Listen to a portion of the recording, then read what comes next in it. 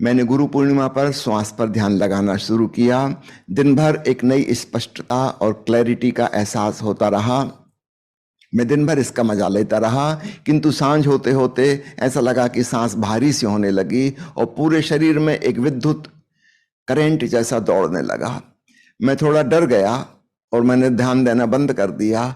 क्या ऐसा होना स्वाभाविक है या मेरी विधि करने में कुछ भूल चूक हो रही थी? बिल्कुल ठीक हो रहा था, क्योंकि आप कह रहे हैं कि नई स्पष्टता और स्फूर्ति का एहसास हुआ, तो परिणाम से पता चलता है कि आप ठीक कर रहे थे विधि। फल से पता चलता है कि बीज ठीक था। हाँ, जो घबराहट हुई, विद्युत करंट जैसा दौड़ने लगा, वह जीवन ऊर्जा का एहसास है। योगियों ने उसी को कुंडलनी शक्ति कहा था। तो आगे से डरना नहीं। जब आप ध्यान करेंगे, एक नई यात्रा पर चले हैं, तो कुछ नए अनुभव भी होंगे। उन्हीं अनुभूतियों के लिए तो हम साधना करते हैं, और जब वे होने लगती हैं तो हम घबरा जाते हैं।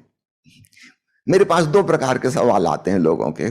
एक है जो कह रहे हैं कि इतने दिनों का ध्यान करते कुछ हो नहीं रहा, और दूसरे आते हैं कि ऐसा ऐसा हो गया, अब हम घबरा गए, डर गए, हमने ध्यान करना छोड़ दिया। आप पहले तय कर लो आप चाहते क्या हो, कुछ नया हो या बिल्कुल ना हो। निश्चित रूप से पुराना जो हो चुका वह तो हम जानते हैं। अब हमें आगे बढ़ना है, नए के लिए अपने हृदय के द्वार खोलना है।